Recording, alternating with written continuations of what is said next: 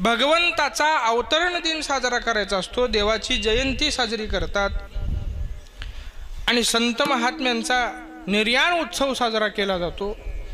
महात्म्यांचे पुण्योत्सव पुण्यतिथी साजरी केली जाते.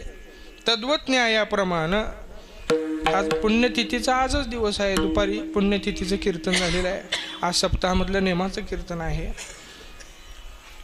आणि अशा पद्धतीनं परवाच्या दिवशी काल आहे. उद्या ज्यांचं कीर्तन आहे संत शिरोमणी नामदेवरायांचे वंशज महाराज इथं उपस्थित आहेत. आता ते आलेत म्हणल्यावर हे कीर्तन लवकर सुटते एवढं लक्षात घ्या. विठाला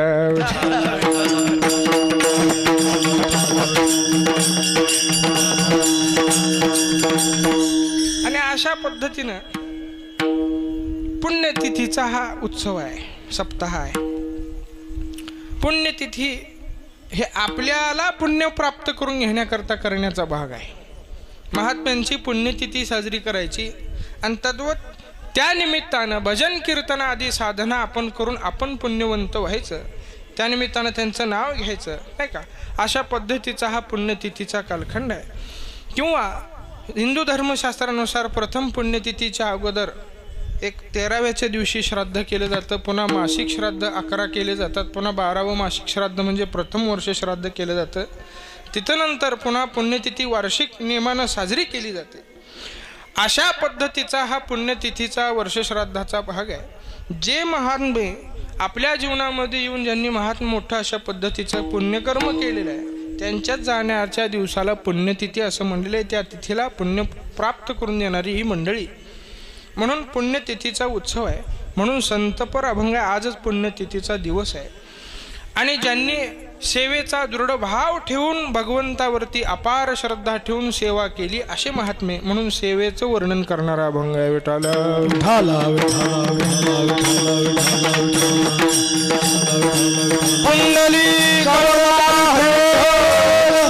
श्री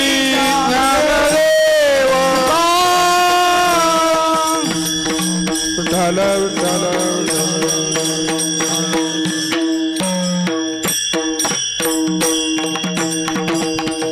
महाराज सांगतायत कोण पुण्य त्यांचा होईन सेवक. महाराजांनी सेवक होण्याची इच्छा व्यक्त केलेली आहे.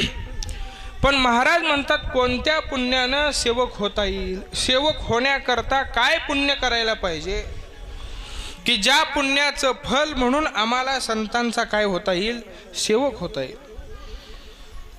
मग कोणतं पुण्य असं ज्या अर्थी तुकोबाराय म्हणतात त्या अर्थी कोणतं कधी म्हणायचं असतं. विविध असल्याशिवाय कोणतं म्हणता येत नाही. आता संध्याकाळी पंगत आहे पण मी तिकडं वाकून बघितल्यानंतर लक्षात आलं एक पदार्थाची पंगत नाही तर पंक्तीला अनेक पदार्थ आहेत. पण काही वेळेला आपण संध्याकाळच्या पंक्तीला काय करतो, नुसते चकुलेच करतो. बरोबर करायला हरकत नाही, चांगली गोष्ट आहे बरं का. मग चकुल्याची पंगत असल्यानंतर वाढणाऱ्यानं काय वाढू म्हणायचं काम आहे का, नुसतं वाढू काच म्हणायचं नाही का. पण तुकोबाराय कसं म्हणतायत कोणतं पुण्य, कोणतं पुण्य याचा अर्थ विविध आहे नाही का. पुण्याचे विविध प्रकार आहेत. पुण्यात्मक पुण्य आहे, पापात्मक पुण्य आहे नाही का. पुण्यात्मके पुण्य स्वर्गा जाईजे नाही का. पुन्हा विरुद्धार्थी सांगितलेलं आहे पापात्मके पापे नरका जाईजे. म्हणजे पुण्यात्मक पुण्य एक आहे आणि पापात्मक पाप एक आहे. आणि पुण्यात्मक पाप एक आहे आणि पापात्मक पुण्य एक आहे. आता पापात्मक पुण्य आणि पुण्यात्मक पाप म्हणजे करायला जायचं पुण्य आणि आपल्या हातून नकळत काय होतंय, पाप होतंय. त्याला पापात पुण्यात्मक पाप असं म्हणलं. म्हणजे काय करायचं, काय जप करायचा, काय आहे अवग्रहण आहे नाही का. आणि काय करायचं आहे, जप करायचा आहे. जप करत आहे कशासाठी करायचा, आपण पापी व्हावं म्हणून करायचं का पुण्यवान व्हावं म्हणून, पुण्यवान व्हावं म्हणून करायचं. पण घेताना मंत्र इतका अवघड घ्यायचा की जो आपल्यालाच म्हणता येत नाही का. आणि मग असं होतंय तो मंत्र चुकला की त्या मंत्राच्या अपराधाचं पुण्य तर लागतच नाही आपल्याला. समान होतं तिथं तर राहतच नाही आपण. पण उचित उलट काय होते, पुण्य प्राप्त होत नाही आहे ते तेवढंही राहत नाही, उलट वाढतंय काय, पाप वाढलं जातं. पुण्य करिता होय पाप नाही का. दूध पाजोनी पोशिला साप करोनी अघोराचा जप दुःख विकत घेतले. अघोरी जप केला आणि त्यानं दुःखच प्राप्त झालं. जप चुकला तरी दुःख प्राप्त होतं. म्हणून आपल्या संप्रदायामध्ये जे मंत्र आहेत हे अतिशय सोपे आहेत नाही का. रामकृष्ण हरी किंवा त्याचे रामकृष्ण हरी विठ्ठल केशवा किंवा राम राम किंवा विठ्ठल विठ्ठल विठोबा रखुमाई असे मंत्र आपल्याकडे जपाला घेतले जातात. मग हे सगळे सोपे मंत्र आहेत. मग अशा अवघड मंत्राचा जप करायला जायचा आणि आपल्या जपामध्ये चुकी व्हायची. पुण्य नाही तर नाही पण निदान पाप प्राप्त झालं पुन्हा असं आपण पापी होतो. किंवा या प्रमाणामध्ये इथं असं सांगितलेलं आहे, दूध पाजुनी पोशिला साप. ईश्वर सर्व भूतानाम असं म्हटलेलं आहे. भगवंत परमात्मा सर्व भूतमात्रामध्ये विराजित आहे नाही का. विठ्ठल विस्तारला जनी विठ्ठल विस्तारला जनी तसं नाही. विठ्ठल विस्तारला जनी विठ्ठल विस्तारला जनी सप्तही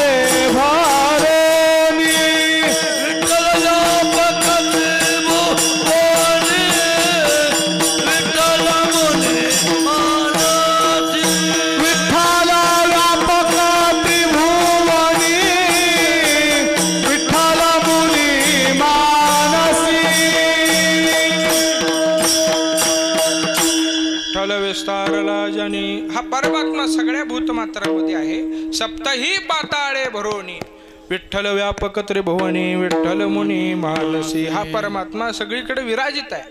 ज्ञानोबा सांगतात विठ्ठल परमात्मा नाही आजम्या दृष्टी देखिला विठ्ठलची. महाराज म्हणतात तिथं ज्ञानोबा की हा नाही असं कुठलं ठिकाणच राहिलेलं नाही. विठ्ठल जळी स्थळी भरला रिता ठावना हे वरला असं ज्ञानोबा सांगतात.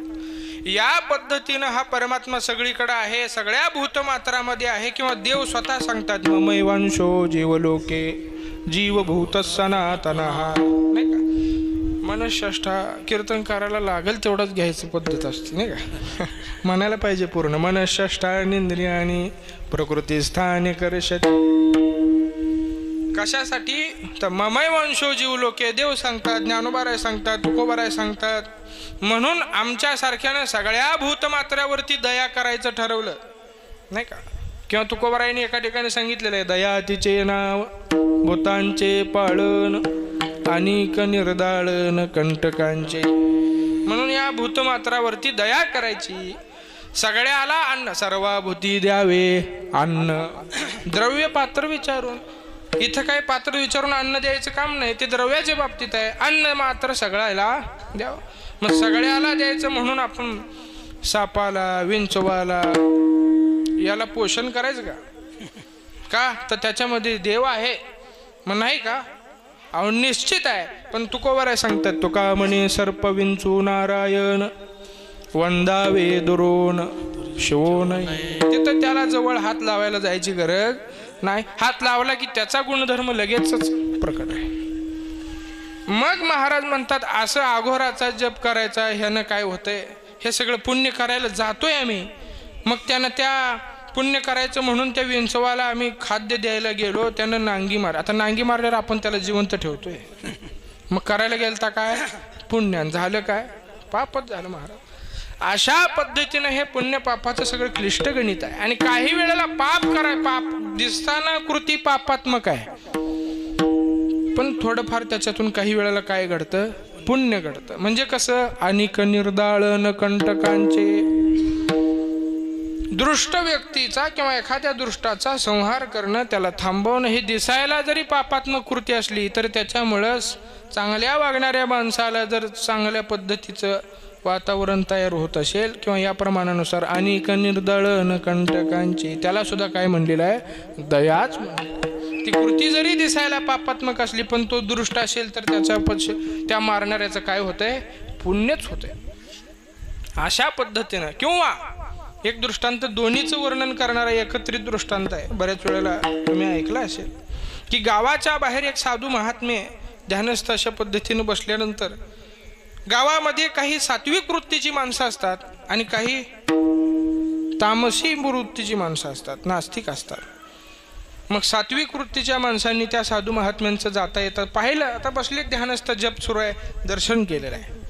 आता हे दर्शन करणारे कशासाठी करायचं, पुण्य मिळावं म्हणून का पाप, पुण्य. मग एखाद्याने साखर ठेवली. आता गंमत अशी असते, साखर बघितली की परत कोणतरी नैवेद्य आणतंय, दही भात आणतंय.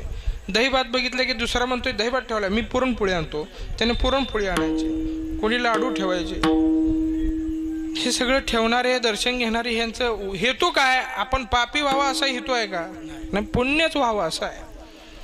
पण गंमत अशी झाली, त्या सगळ्या पदार्थामुळं सगळे त्या ठिकाणी मुंग्या झाल्या, किडे झाले आणि त्याचा त्रास त्या जप करणाऱ्या साधू असणाऱ्या महात्म्याला व्हायला लागला.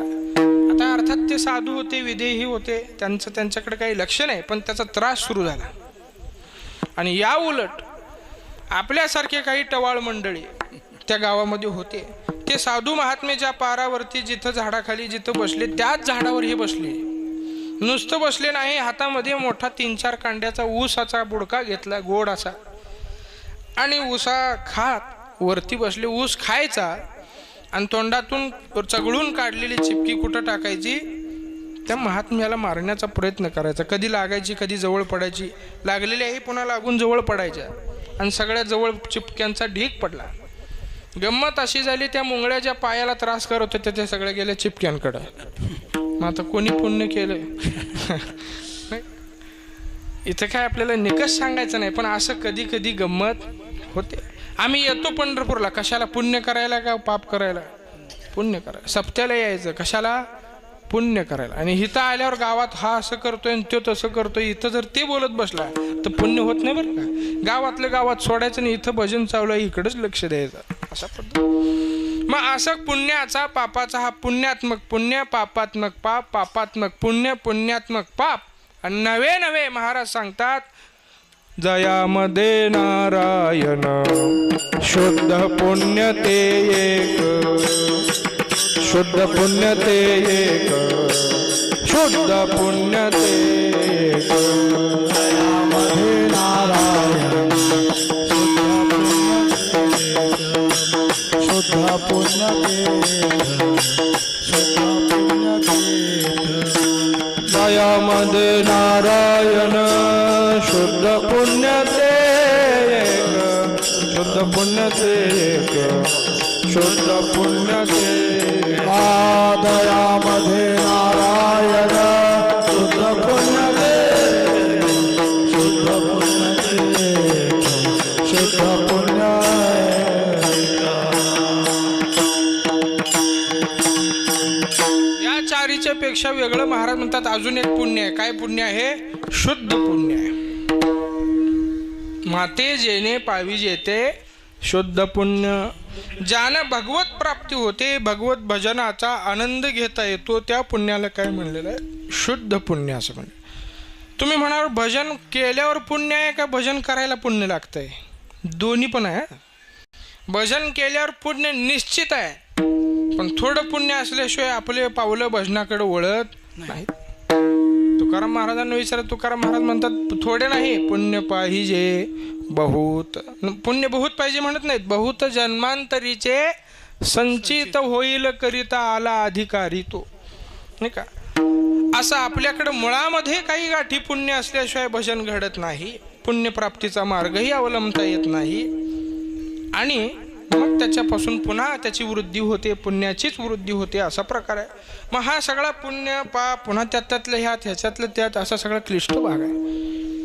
नामदेव महाराजांच्याकडे विचारणा करायला गेलं तर नामदेवराय महाराज म्हणतात की दान पुण्य करायचं असेल तर दानामध्ये आता पुण्यप्राप्तीचे विविध मार्ग आहेत. कोण दान करून पुण्य प्राप्त करतंय, कोण तीर्थयात्रा करून करतंय, कोण आपल्यासारखे भजन कीर्तन वारी, पायीवारी, आषाढी कार्तिकी, महिन्याची वारी, असं हे पुण्यप्राप्तीचे सेवेचे मार्ग आहेत.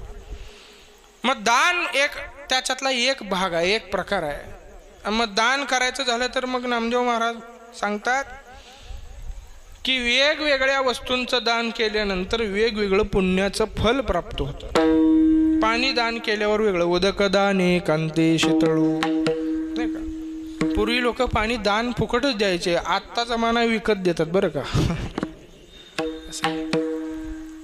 सोनं दान केलं, कनकदाने कांती सोजवळू. भूमीचं दान केलं, भूमिदानी होशी भोपाळू. असं विविध प्रकाराचं दान, आणि ते दान विविध प्रकाराचं आणि त्याचं फलही विविध असं आहे. हे एका दानाच्या बाबतीमध्ये. पुन्हा आपण आत्ता पाहून आलो तीर्थयात्रा आहे वगैरे वगैरे, म्हणजे जे आपण सगळं करतो, पारायण करतो, अनुष्ठान करतो, वारी करतो, चंद्रभागेचं स्नान करतो, प्रदक्षिणा करतो, जे जे म्हणून चाललंय हे सगळं पुण्यवृद्धी करतात चाललेलं आहे.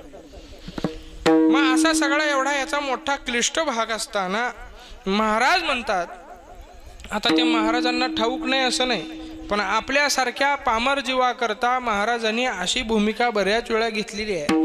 तसं इथंही महाराज म्हणतात, देवा आम्ही आता कोणतं पुण्य करायला पाहिजे? कोण पुण्य त्यांचा होईन सेवक. पण मग महाराजांनी काय असं कोणतं, कशासाठी का कोणतं म्हणजे काय पाहिजे नेमकं तुम्हाला? तर महाराजांना सांगतायत, आम्हाला जिही द्वंद्वाधिक दुराविले अशांचा काय व्हायचं आहे? सेवक व्हायचं आहे. मग सेवका पदावरती आमची भरती करा.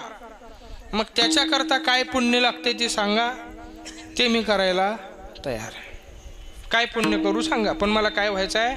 म्हणजे महाराजांनी त्याचं फळ निश्चित ठरवलेलं आहे, हे फळ पाहिजे. मग त्याच्याकरता काय पेरू? जे पेरलं ते हा शास्त्रामध्ये नियमच आहे, नाही का? पुण्य घ्यावे रे फुकाचे, पाप दृष्ट वासनेचे, पेरिल्या बीजाचे फळ घेई शेवटी, नाही का? या वर्षी हातामध्ये जांभळं घेऊन आपल्या शेतामध्ये जायचं, आणि शेतामध्ये जांभळं खाऊन जांभळाच्या बिया चार बाजूला चार टाकून द्यायच्या. त्यातलं एखादं बी रोवलं जातं, त्याचं रोप तयार होतं, त्याला पाणी घातलं, नांगरताना त्याला सावरून बाजूनं नांगरलं की त्याचं काय होतं? झाड होतं. आणि झाड मोठं झालं, बरीच वर्ष गेली, त्याच झाडाखाली बसायचं आणि ह्याला कधी आंबे लागतील असं म्हणलं तर मूर्खपणाचं लक्षण आहे. कारण बी कशाचं टाकलेलं आहे, त्याला कशाची फळं येणार? निश्चित जांभळाचीच फळं, व्यतिरिक्त दुसरी कसल्याही फळाची अपेक्षा तिथं करून चालत नाही. पेरिल्या बीजाचे फळ घेई शेवटी. मग इथं आम्हाला फळ महाराजांनी ठरवलंय. मला काय फळ पाहिजे? संतांचा सेवक व्हायचा आहे. जेही द्वंद्वाधिक दुराविले हे संतांचं लक्षण आहे, आणि अशांचा आम्हाला सेवक व्हायचा आहे. सेवक व्हायचं आहे हे फळ निश्चित ठरवलं. याच्याकरता काय पुण्य करू? उलट विचारणा केलेली आहे, हे पाहिजे मग काय पुण्य करू. म्हणून महाराज अशी विचारणा करतात की कोण पुण्य त्यांचा होईन सेवक. मग कोणाचा सेवक? तर जिही द्वंद्वाधिक दुराविले. हे संतांचं केलेलं लक्षण आहे. महाराजांनी संतांचं लक्षण बऱ्याच वेळा सांगितलं. संत असा शब्द घेतला नाही, पण त्यांचं लक्षण सांगून त्यांचा उहापोह केलेला आहे. देव वसे चित्ते त्यांची घडावी संगती. इथं संगतीची मागणी केली कोणाच्या? ज्यांच्या चित्तामध्ये देव आहे असे कोण? संत महात्मा नाही का. किंवा अखंड जया तुझी प्रीती मज दे तयांची संगती मग मी कमळापते तुझ वानानी कंटाळा. अशी संतांची लक्षणं संत न म्हणता संतांची लक्षणं सांगतात महाराज नाही का. एका ठिकाणी महाराजांनी असं सांगितलेलं आहे की आता ही आंतरंगिक लक्षणं झाली. काही ठिकाणी बाह्य अंगाची लक्षणं सांगितली. ऊर्ध्व पुंड्र बहाळ कंठी शोभे माळ कापेजे कळिकाळ तया वेणी तुका म्हणी शंखचक्राचे शृंगार नामामृतसार मुखा माझी. किंवा महाराज सांगतात मग आंतरिक लक्षण गोविंदासनी गोविंद शयनी गोविंद त्या मणी बैसलाशे झुंजारते एक विष्णुदास जगी पाप पुण्यांगी नातळे त्या. आपण म्हणताना खालीवर प्रमाण केलेत. कोणतर म्हणाला अभंग असाच आहे का? या अभंगामध्ये लक्षणं सांगितलेली आहेत. म्हणजे महाराजांना तसं पाहायला गेलं तर बऱ्याच ठिकाणी संतांची लक्षणं सांगता येत आहेत. एका ठिकाणी महाराज सांगतायत अमृताचे फळ अमृताचे वेली अमृताचे फळ अमृता वेली अमृताचे फळ अमृताचे वेली अमृताचे फळ अमृताची वेली त्याची पुढे चाली त्याची फुले झाली बीजाची त्याची पुढे चाली बीजाचे त्याची फुले झाली बीजाची ऐशियाचा संग दे नारायण ऐशियाचा संग दे ऐसियाचा संग दे नारायण ऐसियाचा संग दे नारायण अमृताची फळे अमृताची वेली अमृताची फळे अमृताची वेली अमृताची फळे अमृताची वेली अमृताची फळे अमृताची वेली पुढे चाली बीजाची पुढे चाली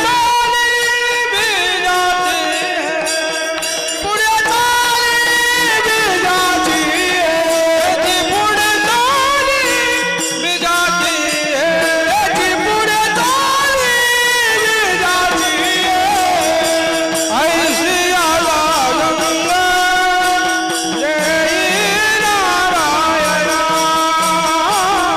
ऐशियाला रंग जय नारायण ऐसियाचा रंग जय नारायण ऐसियाचा रंग जय नारायण. इथंही लक्षणच सांगितले अमृताची फळे अमृताचे वेल हे लक्षण आहे. त्याची पुढे चाली बीजाची. मग महाराज म्हणतात ऐशियाचा संग दे नारायणा बोलावा वचना जयाची. अशा पद्धतीनं महाराजांनी संतांची लक्षणं बऱ्याच ठिकाणी सांगितली. तसं इथं सुद्धा जी ही द्वंद्वाधिक दुराविले. द्वंद्व कशाला म्हणलेलं आहे? सुखदुःख नाही का. हे अशा पद्धतीच्या ज्या प्रकारामध्ये कोटी आहेत या सगळ्याला काय म्हणलेलं आहे? द्वंद्व असं म्हणलेलं आहे. आणि अशा द्वंद्वाधिकापासून जे दूर आहेत ज्यांना ह्या द्वंद्वाचा काही फरक पडत नाही. मान अपमान हे काय अशा द्वंद्वामधले भाग आहेत. अशा कसल्याही द्वंद्वाचा ज्यांच्यापासून जे द्वंद्वापासून दूर आहेत द्वंद्वाला ज्यांनी दूर लोटलेलं आहे असं म्हणा हवं तर जीही द्वंद्वादिक दुराविले. हे संत महात्मे आम्हाला यांचं काय व्हायचं आहे? सेवक व्हायचं आहे. अहो सेवक कशाला व्हायचं आहे? महाराजांच्या मनामध्ये सेवेचा दृढ भाव आहे. बऱ्याच वेळेला तुकोबाराय देवाचा सेवक होण्याची, संतांचा सेवक होण्याची इच्छा व्यक्त करतात. एका ठिकाणी महाराजांनी सांगितलं, हेची सुख पुढती मागतो आगळे, आनंदाची फळे सेवादान धनदान म्हणलं का? काय पैसे दान आनंदाची फळे सेवादान. आम्हाला कशाचं दान द्या? सेवेचं द्या. म्हणजे त्याच्यातून पुन्हा आम्ही काय होतो? तुमच्या अंकितच राहतो. एका ठिकाणी महाराज म्हणतात, तुमचा आम्हाला काय व्हायचं आहे? दास्यत्व. किती वेळापुरतं? महाराज म्हणतात, जन्मजन्मांतरे तुझा हळचंकेला करोनी विठ्ठला दास ठेवी. आम्हाला तुमचा काय व्हायचा आहे? दास व्हायचा.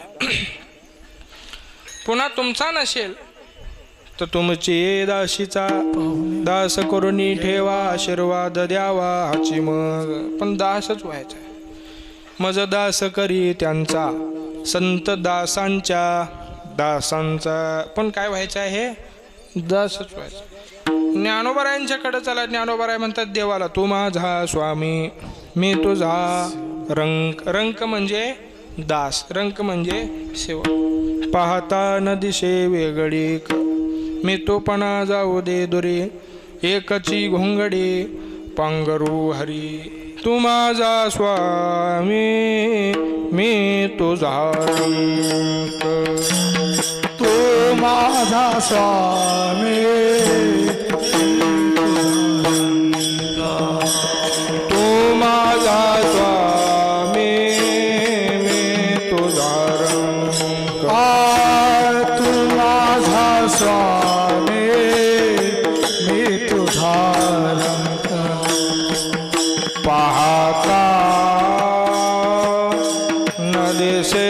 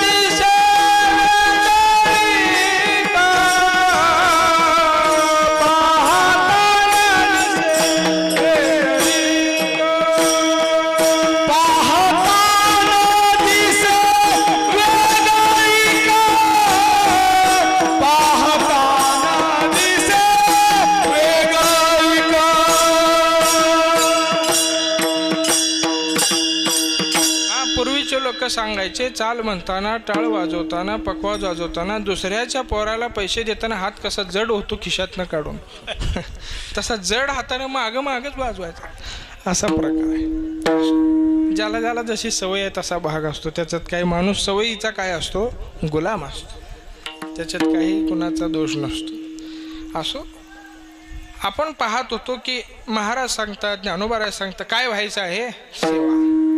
नामदेवराय म्हणतात, सेवा करीन तेथे नित्य महाद्वारी कशी नित्य. सगळ्यांच्या मनामध्ये सेवेचा कसा आहे? दृढ भाव आहे. मग काय एवढं सेवेमध्ये प्राप्त होतंय? तर सेवेमध्ये असं प्राप्त होते. तुकोबाराय सांगतात सेवा केल्याच्या नंतर सेवक आणि स्वामी वेगळा ज्ञानोबाराय सांगतात सेवक आणि स्वामी वेगळा दिसत नाही, वेगळा पाहायला मिळत नाही. आता आपण प्रमाण पाहून आलो की पाहता न दिशे वेगळे. असं कसं काय होतंय? किंवा तुकाराम महाराज याला दुजोरा देतात. हरी तैसे हरीचे दास नाही तया भयमोह चिंता आस होवोनी राहती उदास बळकट कास भक्तीची. नाही का? अशाच मंडळीची पुण्यस्मरण असतं. मग त्याच्या प्रमाण त्याचे दास आहेत म्हणतात. या प्रमाणामध्ये काय सांगितले? जसा स्वामी आहे तसेच त्याचे काय आहेत?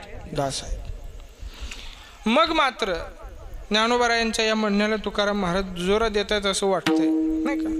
किंवा एका ठिकाणी असं म्हणलेलं आहे हा परमात्मा अशा दासाच्या अंकित राहतो, नाही का? किंवा तुकाराम महाराजांनी देवाला सांगितलं देवा अंकित अंकिला दास तुझा देवा संकल्प हा जीवा तुका म्हणे. आमच्या जीवाचा असा संकल्पच आहे की आम्ही तुमच्या अंकित असणारे दास आहे. मग अशा सगळ्या ठिकाणी सेवेचा दास्यत्वाचा एवढा भाव प्रकट केलेला आहे. हे कशावरून कुठून? तर तुकाराम महाराजांच्या मध्ये ऐका गाथ्यामध्ये अभंगाय महाराज म्हणतात शरण शरण जे हनुमंता तुझा लो रामदूता काय भक्तीच्या त्या वाटा मज दावाव्या सुभटा. आता मारुतीरायांना शरण जातात आणि त्यांच्याकडे भक्तीच्या वाटेची विचारणा करतात. ते ज्या वाटेने गेलेत दास्यत्व हनुमंते निकटपई केले मनोनी देखिले रामचरण. नवविधा भक्ती वर्णन करत असताना भारतातला कुठलाही वक्ता असू द्या मारुतीरायाचं वर्णन करून दास्यत्व भक्ती सांगता येत नाही. तर अशा पद्धतीने मोठं दास्यत्व मारुतीरायांचं. कसं दास्यत्व आहे? एक दृष्टांत तुम्हाला ज्ञात आहे. वनवासामध्ये असताना मारुतीराया प्रभूची सेवा करतात. सगळ्या पद्धतीची सेवा परिचर्या वगैरे वगैरे सगळी सेवा त्यांनी करायची. आणि ह्या सेवा पाहिल्यानंतर त्यांच्यासोबत वनवासामध्ये असणाऱ्या सीतामाता भगवंताचे असणारे बंधू लक्ष्मण या सर्वांनी ही सेवा पाहिली आणि यांच्याही मनामध्ये सेवेचा भाव होताच, पण अजून काय झाला? दृढ झाला. मग दृढ भाव झाला. वनवासावरून परत गेल्याच्या नंतर लक्षात आलं आता देव नुसते देव नाहीत तर राजे आहेत. देव काय आहेत? अभिषेक झालेला आहे. देव अयोध्येचे राजे झालेले आहेत. मग आता राजेचे सगळे राजोपचार असतात. सगळ्या राजोपचाराची यादी केली आणि सगळ्या सेवा सगळ्यांना वाटून दिल्या आणि मारुतीरायाला एकही सेवा दिली नाही. म्हणजे तुम्ही थांबा. मग सगळ्या सेवा आता सेवा काय सांगावे तेवढ्या देवाच्या सेवा. म्हणजे देव पहाटेच्या प्रहाराला जागे झाली की स्नानाची तयारी करायची ती एक सेवा. देव स्नान करतायत तोपर्यंत बाहेर आभूषण वस्त्र गंध तिलक याची सगळी तयारी करायची ती एक सेवा. देव जेवायला बसायच्या आधी पाठ ताट चौरंग समई धूप दीप सगळं मांडायचं रांगोळी हे एक सेवा. देवाचं जीवन झाल्यानंतर उचिष्ट पत्रावळी पुन्हा काढायची ती एक सेवा. म्हणजे किती सांगा देव बाहेर निघाली की पायामध्ये जोडा घालायचा ती सेवा. म्हणजे सगळ्या सेवाच आहे त्या. अशा सगळ्या सेवेची यादी केली. कोणी कोणी मला ही मला ही मला ती जसं तारीख घेतो का आपण ही द्या ती द्या नाही का तसं नव्हे. अतिशय मनोभावे ही मी सेवा करायला तयार आहे. ही मी सगळ्या सेवा वाटल्या. मारुतीराय म्हणले मला तुमच्यासाठी आता काही नाही. तुम्ही किती सेवा केली भरपूर सेवा केली आता आम्हाला घडू द्या. आम्ही पाहिले म्हणले आता तुम्ही थोडा विश्राम करा बाकी कुठली सेवा करू नका. मग मारुतीराय म्हणतात मग विश्राम करायचा असेल तर मी रामाचं प्रभूचं चिंतन करतो तीही काय आहे पण ह्यातनं एखादी राहिली तरी मला द्या. त्यांना विश्वास होता या यादीतनं एकही राहिलेली यादी पडताळली आणि मारुतीराय म्हणतात एक सेवा राहिलेली आहे ती मी करणार आहे. आता ह्यांना कुठली राहिली म्हणून विचारायची ताकद आहे का बाकीच्यांची? बरं ती राहिली ती तुम्ही करता हो ठीक आहे. राहिलेली सेवा मी करणार आहे म्हणले आणि मारुतीराय सेवेत रुजू झाले. उभे राहिले देवाजवळ. आता गंमत अशी आहे देव पहाटेच्या प्रहरी जागे झाले. मग सगळ्यात पहिला ज्याची सेवा आहे त्याने यायचं ती स्नानाची तयारी करायची निघून जायचं. ती सेवा त्याची संपली तेवढीच. कीर्तनकाराने 2 तास करायचं आणि खरं सेवा कोण करतात? राहणारी मंडळी. म्हणजे अगदी सतरंजी टाकण्यापासून, काढण्यापासून, झाडण्यापासून, रांधण्यापासून, वाढण्या, ही ती सुद्धा काय आहे? सेवा आहे. त्यांची सेवा जास्त वेळ आहे. उलट कीर्तनकाराची 2च तास असते, नाही का? मग अशा पद्धतीनं त्यानं ती सेवा करायची आणि निघून जायचं. देवाचे स्नान आत करायला लागले देव, की बाहेर सगळं आभूषण वस्त्र मांडायचे, इकडं गंध तिलक तयार करायचं, काय असेल ती सगळं. त्याच्या सेवेला मर्यादा आली, वेळेची काय झाली? मर्यादा आली. मग सगळ्या सेवा आहेत, पण मारुतीराय देवा सोबतच आहेत बरं का, सोबत आहेत. सगळा दिवस संपत आला, रात्रीचे 8, 8:15 झाले, बरोबर आहे का? हां. आणि देव आता रात्रीचं काय असेल ते फलाहार वगैरे घेऊन विश्रांतीच्या शयन कक्षाकडं देव निघाले. मारुतीराय देवाच्या शयन कक्षाकडं सोबतच उभे आहेत, सगळे सोबतच चालले. शयन कक्षामध्ये देव गेले, मारुतीराय तिथं सोबत उभे आहेत. सीता माता म्हणतात, मारुतीराया तुम्ही सेवा घेतली आहे, मान्य आहे, पण काय दिवसभरात सेवा करतेला दिसलेला नाही. मग अशी सेवा करताना आता असं आहे, देव विश्राम करणार आहेत आणि आता सेवा जी करायची आहे, देवाचे पाय दाबायचे असतील, ती सेवा कोणाची आहे? माझ्याकडे आहे. आता तुम्ही या माझ्या सेवेत आडफाटा आणायचा नाही. तुम्ही मी पाय दाबतो असं म्हणायचं. ते म्हणतात मी नाही दाबत, माझी सेवा आहे तीच मी करणार आहे, तुम्ही तुमची सेवा.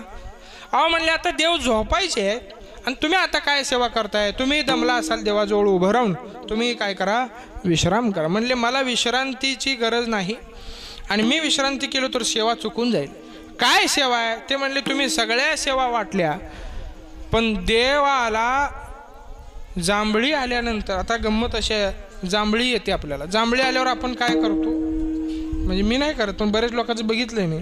जांभळी आल्यानंतर काय होतंय? असं तोंडापुढं चुटकी वाजवतो. आता ते का वाजवायची, ते कशासाठी, ते वाजवणाऱ्याला विचारा. पण जांभळी आल्यानंतर चुटकी वाजवायला ती कोणाला तुम्ही दिलं नाही, ते देवाला स्वतः करावं लागेल. त्याच्यासाठी ती सेवा उरलेली आहे, म्हणून मी ती घेतलेली आहे, म्हणून मी देवाजवळ उभा आहे. आपण झाले की आता देव झोपणार आहे? नाही, जांभळी कधी येईल हे सांगता येत. आपण म्हणताना जांभळी म्हणतो, पण शब्द आहे जांभई. असं ना का, जसा रूढ होतो तसा पुन्हा. तर जांभई कधी येईल सांगता येत. 24 तासात असा काही वेळ आहे का या वेळेला ती येते? हां, भुकेची वेळ आहे. सकाळी कुणाला 7ला लागते, कुणाला 8ला, कुणाला 10ला, पुन्हा दुपारी 12ला, कुणाला 1ला, रात्री कुणाला 8ला जेवायशिवाय, कुणाला 10ला जेवायशिवाय, कीर्तनकाराला वाढेल तेव्हा जेवायशिवाय असते. विठाल विठाल पुंडली श्री ज्ञानदेव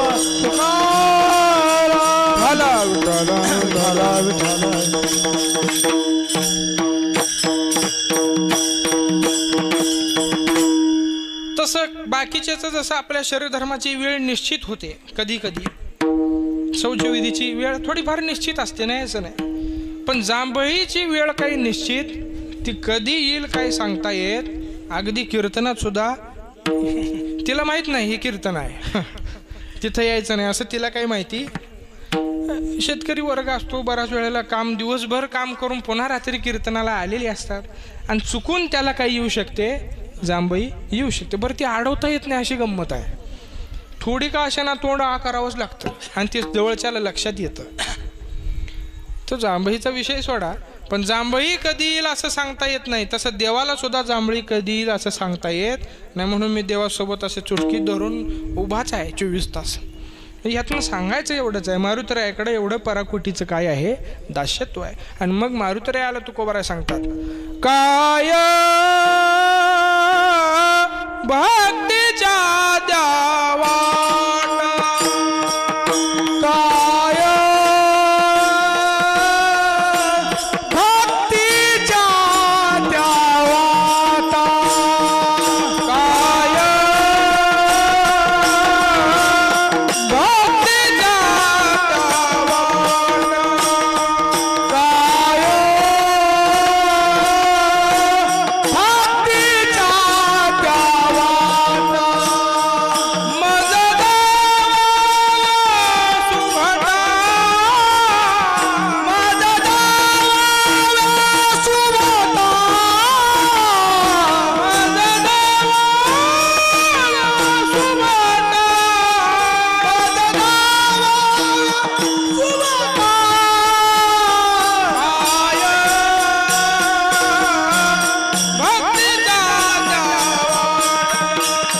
काय भक्तीच्या काय भक्तीच्या गावाला काय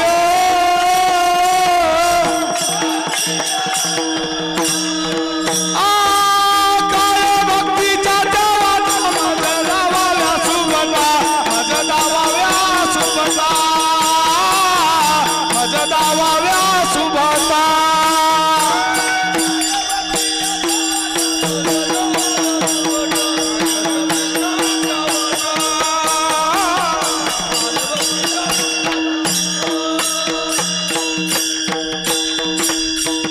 अशा सर्वांगानं महाराज म्हणतात आम्हाला संतांची काय करायची आहे, सेवा करायची आहे. म्हणून त्याच्याकरता आम्ही कोणतं पुण्य करायला पाहिजे की ज्या पुण्याचं फळ म्हणून आम्हाला सेवक या पदावरती जाता येईल.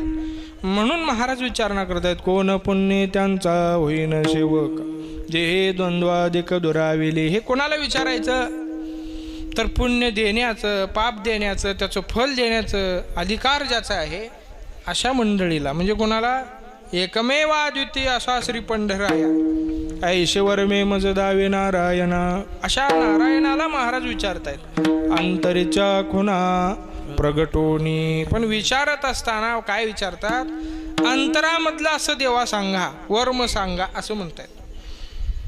अंतरामधलं सर्वाला सांगितल्या जात नाही. ही कोणाबद्दल म्हणतोय? आपल्यासारखा सामान्य माणूस एवढा चाणाक्ष असतो की अंतरामधलं सर्वाला सांगत, मग देव सांगेल देव सुद्धा सांगत. आपण चाणाक्ष असू, चतुर असू, तो चतुरा तो शिरोमणी असा आहे. तो सगळ्याला आपल्या अंतरामधलं सांगत नाही. सगळ्याला म्हणजे देन संगी जय माता देवकीशी, देन संगी जय पितया वसुदेवासी, जेन संगी जय बंधू बळीभद्रासी, ते गुह्य अर्जुनेशी बोल. अर्जुन म्हणजे भक्त, भक्तांसमोर असं गुह्य प्रकट करतात. नवे नवे ज्ञानोबाराय त्याच्या पुढं सांगतात देवी लक्ष्मी एवढी जवळीक.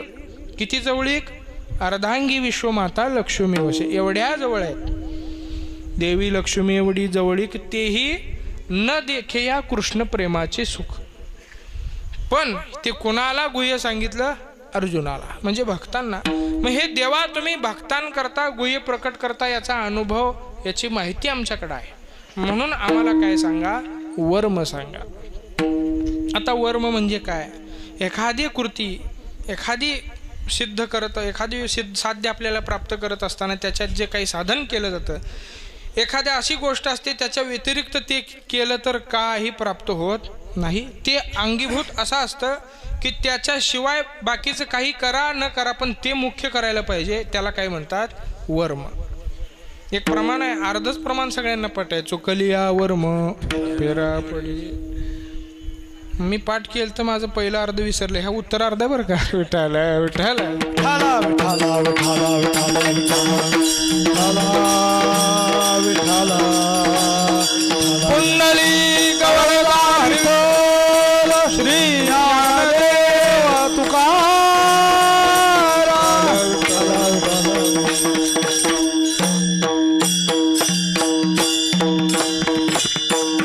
वर्म ते एक आहे दृढ धरावा भाव असं म्हणलेलं आहे. वर्म म्हणजे काय? महाराज सांगतात ज्याला कोणाला शास्त्र कळत नाही, वेद प्रामाण्य कळत नाही वगैरे वगैरे असा जो सामान्य आहे त्याच्याकरता कळे न कळे ज्या धर्म ऐका सांगतो रे वर्म, माझ्या विठोबाचे नाम अट्टाहासे उच्चारा. माझ्या पंढरायाचं नाव तुम्ही अट्टाहासानं घ्या, बाकी काही कळो न कळो, नाही का. मग मात्र अशा वर्माची विचारणा श्री पंढरायाला, नारायणाला तुकोबराय करतात. मग नारायणाला श्री पंढरायाला का विचारणा करायची? तुम्हाला तर संतांची आंतरंगिक लक्षणं ठाऊक आहेत, संतांची बाह्य अंगाची लक्षणं ठाऊक आहेत. मग त्या ठिकाणी जाऊन तुम्ही सेवा करा, नाही का. महाराज म्हणतात आम्ही लक्षणं जरी सांगू शकत असलो तरी संगती घडेल असं आमच्याकडं सांगता यायचं नाही. ती काय आहे? बहु अवघड आहे संत भेटी, त्यांची भेट आम्हाला होईल असं सांगता येत नाही. मग मात्र तुम्ही कृपा केल्यावरती लगेच होते. परी जग जेठे करुणा केली देवाच्या कृपेनं संतांची भेट होते, संतांच्या भेटीनं देवाची प्राप्ती होते. असा प्रकार संत दर्शने हा लाभ पद्मनाभ जोडला. म्हणून संत भेटी कशी आहे, अवघड नव्हे, बहु अवघड आहे. म्हणून आम्ही तुम्हाला सांगतोय तुमच्याशिवाय ती होत नाही, म्हणून आम्ही तुम्हाला विनंती करू. आता देवानं लगेच विनंती मान्य करावी असं कुठं आहे का? देव लगेच विनंती मान्य करत नाही. मग देवाला शाश्वती द्यावी लागते. जसं व्यवहारामध्ये आपण एखाद्याकडून उसने पैसे घेताना त्याला शाश्वती देतो, सप्ताह झाल्यावर देतो बरं का, नव्हे एवढं पीक गेलं की निश्चित देतो. अरे पण मला तुझी शाश्वती वाटत नाही, नाही मी निश्चित देतो, अशी शाश्वती देतो. काही वेळेला तारण ठेवतो, नाही का? तसं तुकाराम महाराज देवाला निश्चिती शाश्वती देतात. देवा अशी संत भेट आम्हाला घडवा, आम्हाला त्यांचा सेवक होऊ द्या, आम्ही तुम्हाला अशी शाश्वती देतो, आम्ही पुन्हा आमच्या मूळ वृत्तीवर जाणार नाही. तुका म्हणे मग नये वृत्तीवरी, नाही का?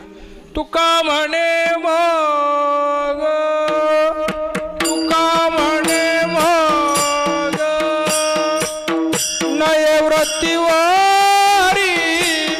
तुका म्हणे मग, तुका म्हणे मग, तुका म्हणे मग नये वृत्तीवरी, तुका म्हणे मग, तुका म्हणे मग, तुका म्हणे मग नये वृत्तीवरी, तुका म्हणे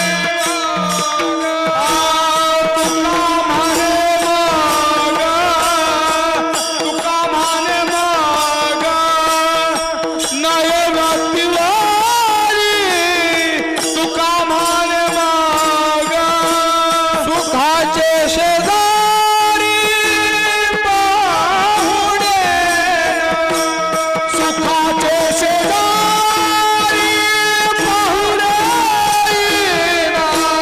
सुखाचे शेजारी पाहुणे, सुखाचे शेजारी पाहुणे, ऐसी वर में मौज, ऐसी वर में मौज, स्वामी नारायण, ऐसी वर में मौज, ऐसी वर्ण ऐसी वर्ण दावी नारायण, ऐसी वर्ण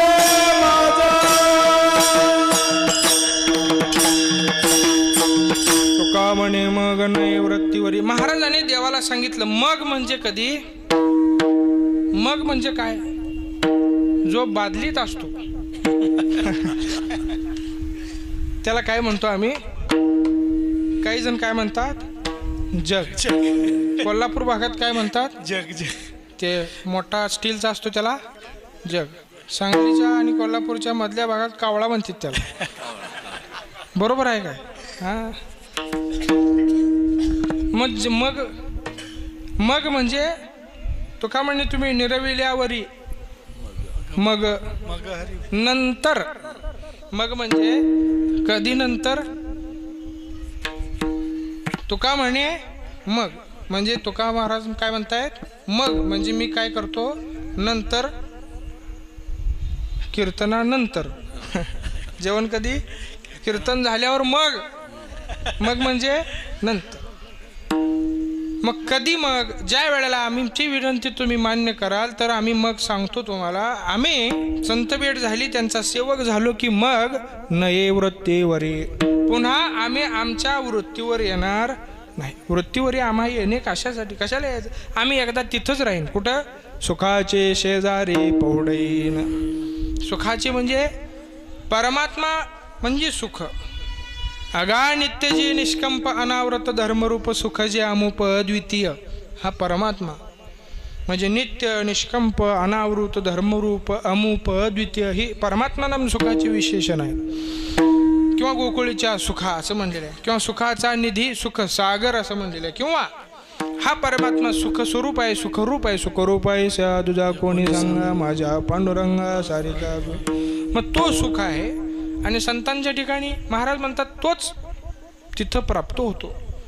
सर्व सुखे आजी येथेची वळली. कुठं? संतांची देखिले चरणांबुजे. संतांच्या ठिकाणी सुख एक हेची ठाई बहुपाये संतांच्या. किंवा परमात्मा नाम सुख त्याच ठिकाणी प्राप्त होतं ज्याचा ऐसा अनुभव विश्वदेव सत्यत्वे देव तया जवळी असे पापनाशे दर्शने.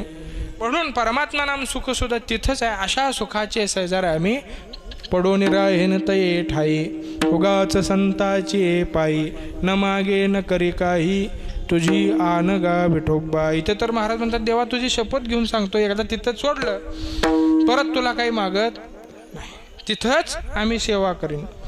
तसं इथंही शाश्वती देतात. आम्ही वृत्तीवर येणार नाही. तुका म्हणे मग नाही वृत्तीवरी सुखाची शेजारी पोहडईन ऐशीवर मे मज दावी नारायणा अंतरीच्या खुणा प्रगटोनी. सांगा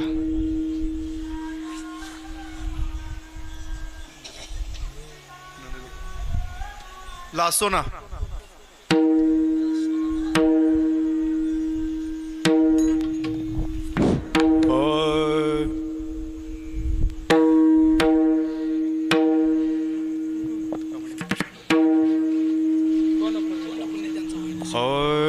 कोण पुण्य त्यांचा होईना सेवक, कोण पुण्यांचा होईना सेवक,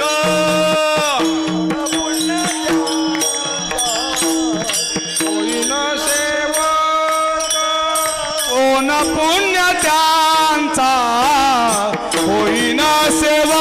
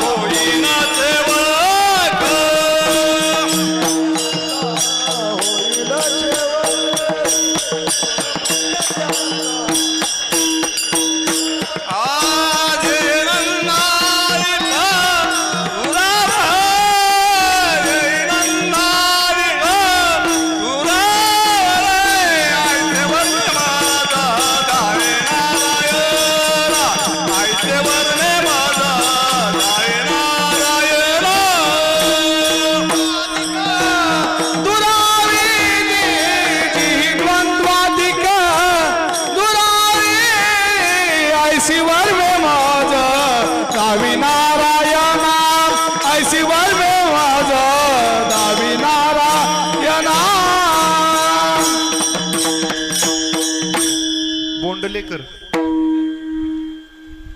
माईक बोला माईक.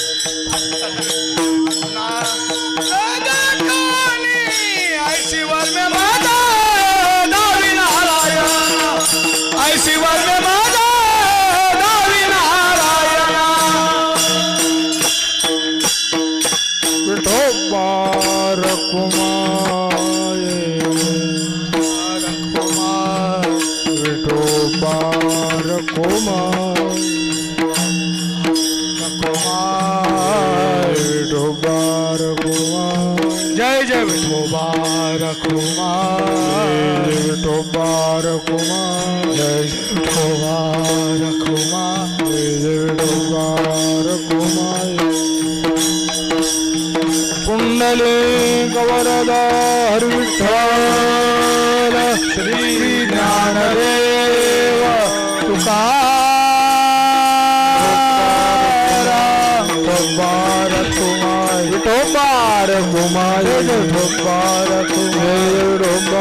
कुमार विठोबार कुमार विठोबार कुमार विठोबार कुमार विठोबार कुमार विठोबार बोला पुंडली श्री ज्ञानदेव विठोबार कुमार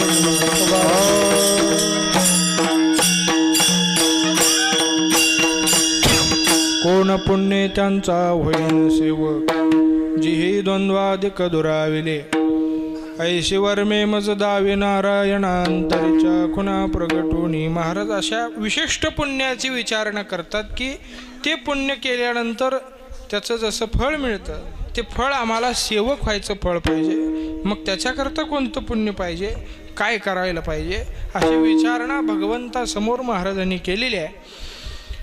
आणि महाराजांनी असं भगवंताला सांगितलं की आम्हाला असं काय दाखवा, वर्म दाखवा. ऐशी वर्मे मज दावी नारायणा. दावी म्हणजे म्हशीच्या गळ्यातली नव्हे, दावी म्हणजे दाखवी या अर्थानं तिथं सांगितलेलं आहे. ऐशी वर्मे मज दावी नारायणा. आम्हाला असं वर्म सांगा. आता मग अशी मी सांगितलं वर्म असं असतं, एखादी कृती सिद्ध करत असताना त्याच्यातल्या प्रत्येक क्षेत्रामध्ये प्रत्येक क्षेत्रातलं काय असतं, वर्म असतं. जिथं जिथं म्हणजे अगदी कुठेही. परमार्थामध्ये आपण आता भजन करतो, कीर्तन करतो, पण प्रत्येक क्षेत्रामध्ये जसं जसं त्याच्यातलं काय असतं, वर्म असतं. भक्ती क्षेत्रामध्ये तुकोबारांना विचारा काय करायला पाहिजे, तुका म्हणे वर्म भजनेची सापडे म्हणतं तिथं आहे. मग वर्म म्हणजे आता कसं गंमत आहे, ते केल्याशिवाय ती गोष्ट सिद्ध होत नाही, त्याला काय म्हणतात, वर्म. त्याच्यासोबत अनेक कृती आहेत, त्या करा नाही तर नाही करा, त्याचा काही विशेष फरक पडत नाही. पण ही कृती सोडून बाकीच्या केल्या तरी ते सिद्ध होत नाही. पण एका वेळेला बाकीचे सोडून हे केलं तर ते सिद्ध होत. त्याला काय म्हणतात, वर्म. म्हणजे नेमकं काय, आता त्याच्यासाठी एक दृष्टांत सांगतो. एका नवदाम्पत्य आहे, लग्न झालेलं आहे, आणि त्या मंडळीनं त्याच्या असणाऱ्या पत्नीनं इच्छा व्यक्त केली, मला आता पुण्यतिथी आहे, उत्सव आहे, पुरणपोळ्या करू. त्याच्या असणारा तो जो नवरा होता त्याला आश्चर्य वाटलं. तो म्हणले लग्न 6 महिने झालेलं, माझं लग्न ते म्हणजे त्याचं लग्न झालेलं आहे, आणि 6 महिन्यात चकुल्या मॅगी आणि खिचडीशिवाय काही खाल्लेलं. तुमचं 6 महिने झालं का? ते काय तसं मला अचानक आलं का बरं का. तुमचं नाही म्हणत मी, त्याचं म्हणतो बरं का. तो काय म्हणता, तर मी एवढे दिवस झाले लग्न झाल्यापासून पाहतोय, आपण नोकरी करता बाहेरगावी आहे, आणि स्वयंपाकात तुला चकोल्या मॅगी आणि खिचडीशिवाय दुसरं उपीट आणि पोह्याशिवाय काही येत, आणि आज म्हणते पुरणपोळी करायची. पण इच्छा प्रकट झाली म्हणल्यावर काय गोष्ट आहे, चांगली गोष्ट आहे. मग पुरणपोळी करायची कुठं बघितली काय काय कसं. ते म्हणले आज आपल्या गावातला उत्सव सुरू असल्यामुळं सगळ्यांच्या घरात देवाच्या नैवेद्याला काय आहेत पुरणपोळी. त्याच्यामुळे मी सकाळीच एका आजीकडं पलीकडल्या जाऊन पाहिलंय, त्यांनी कशा कशा पुरणपोळ्या केलेल्या आहेत ते पाहिलंय. आता पाहिल्याप्रमाणे मी आठवते, मी हुशार आहे, मला ते सगळं जसंच्या तसं आठवतं. कोणाला? हे पुरणपोळी पाहणारीला. आणि जसंच्या तसं लय चिंतनानं मी आठवून इथं ती कृती करते, म्हणजे आपल्या घरी काय होतील, आज पुरणपोळ्या होतील. आता इच्छा प्रकट झालेली आहे, चांगली गोष्ट आहे, करायला पुरणपोळ्या घातल्या. आता पुरणपोळ्या करत असताना, देवाला नैवेद्य देत असताना पुरणाचा स्वयंपाक फक्त पुरणपोळी करून चालत नाही. म्हणजे त्याच्याबरोबर आमच्या पंढरपूर भागामध्ये अशी पद्धत आहे, पुरण आलं की वरण आलं. काय? पुरण आलं की वरण पाहिजे, वरण आलं की पुन्हा त्याला भजे पाहिजेत, पापड पाहिजे, लोणचं पाहिजे, चटणी एक पाहिजे, कोशिंबीर एक पाहिजे, आळूच्या वड्या पाहिजेत. नुसते भजे करून चालत नाही, त्याला कढी पाहिजे.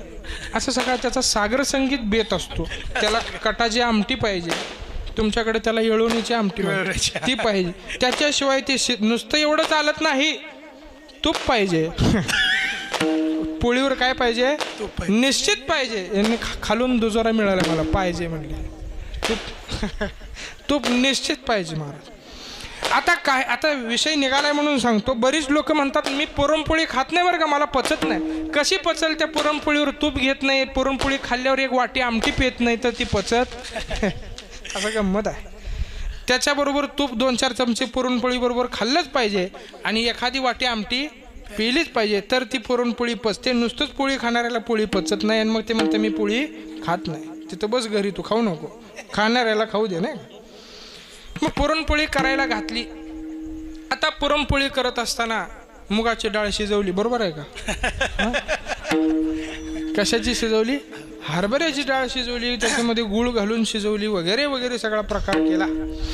ते आता बाकी भजे कढी वडी तिकडे जायचं नाही आपल्याला, तेवढा वेळ नाही.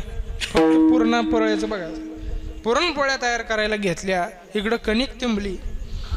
आता पुरणपोळ्याला जशी कणिक लागते तशी तिंबली. कणिक सुद्धा मळत असताना चपात्या करायची कणिक वेगळ्या पद्धतीची, चकुल्याची कणिक वेगळ्या पद्धतीची, शिंगोळ्याची कणिक वेगळ्या पद्धतीची, पुरणपोळीची कणिक वेगळ्या पद्धतीची, पुऱ्यांची कणिक वेगळ्या मांडेची कणिक वेगळे, अजून वेगळे. सगळ्यात मोठी टॉपची कणिक म्हणजे मांडे करायची, त्याच्या खालोखाल पुरणपोळीची.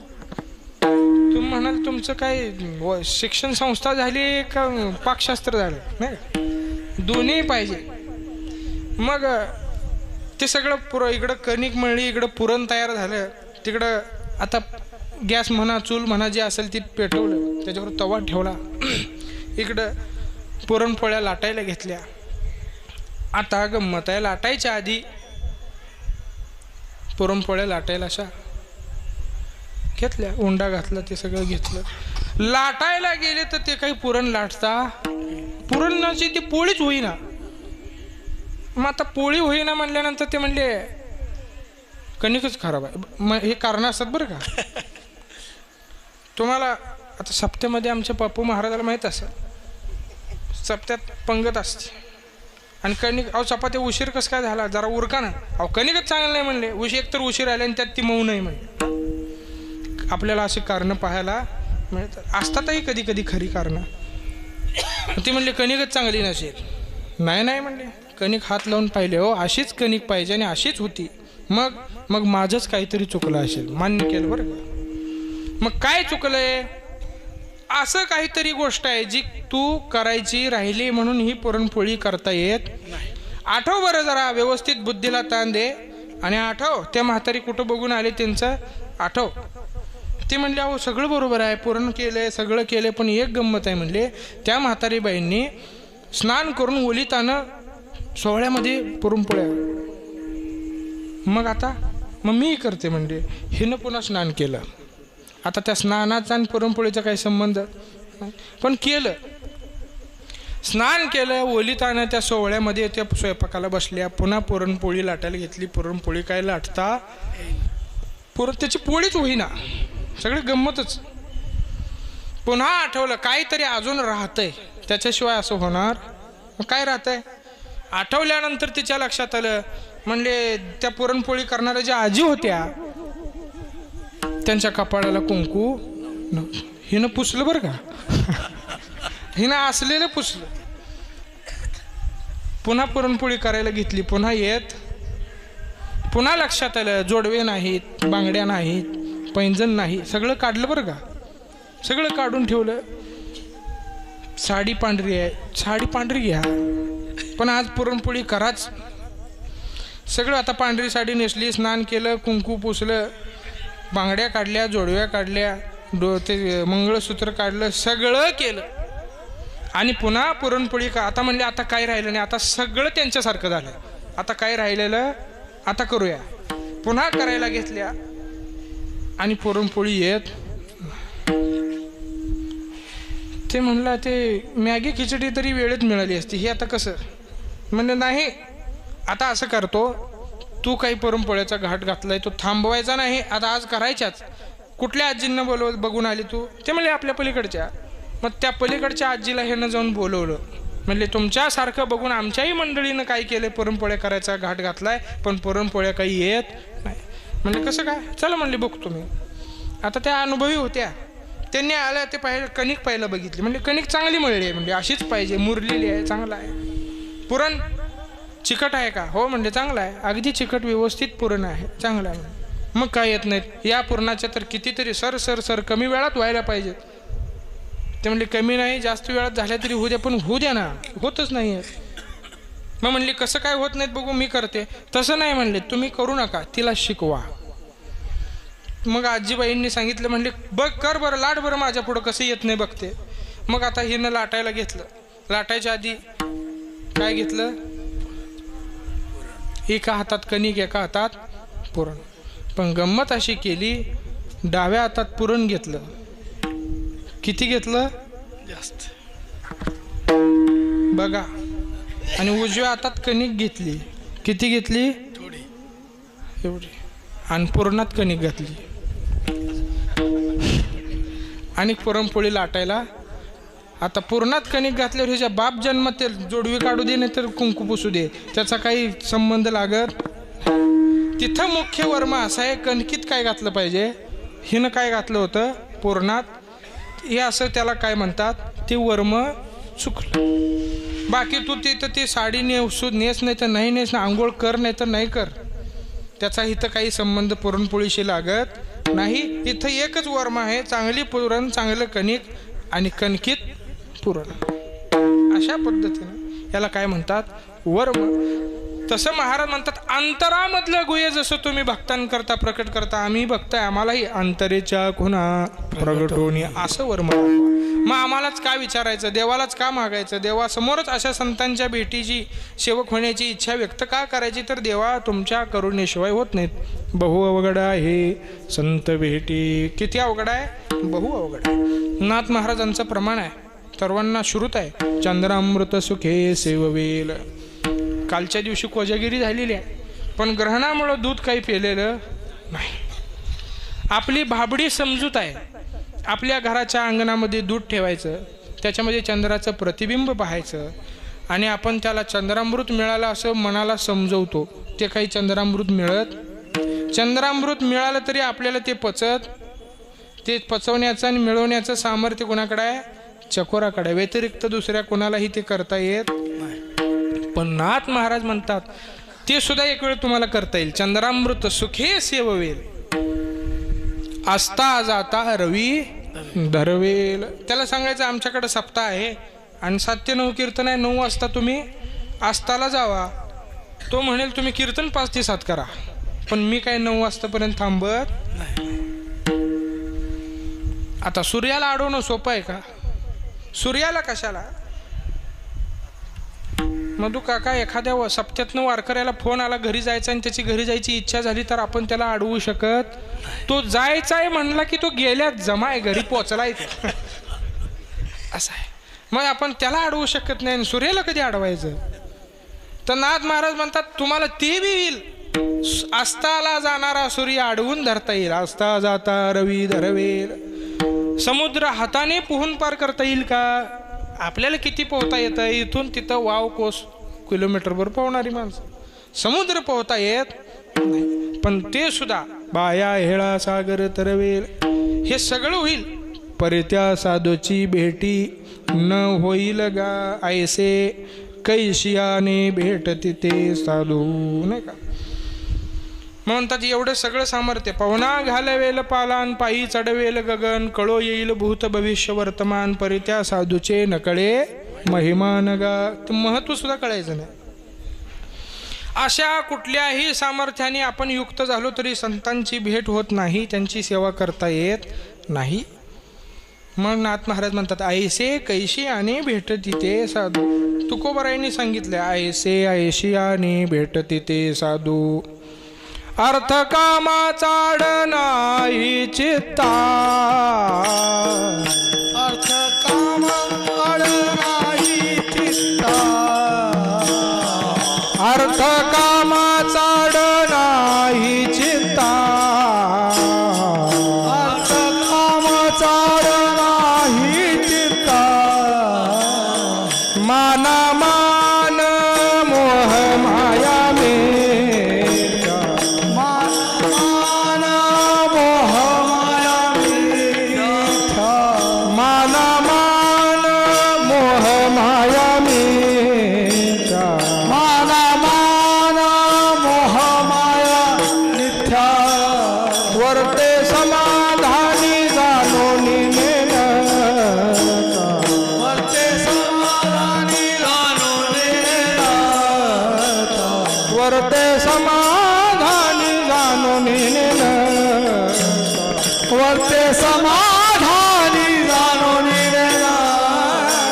साधू भेट देते तयावचेता, भेट देती तयावचिता, साधू भेट देते तयावचेता, भेट देती तयावचिता, ऐसे ऐशियाने भेटती ते साधू, ऐसे ऐशियाने भेटती ते साधू, ऐसी ऐसी आने भेटती ते साधू, ऐसी ऐसी आने भेटती ते साधू.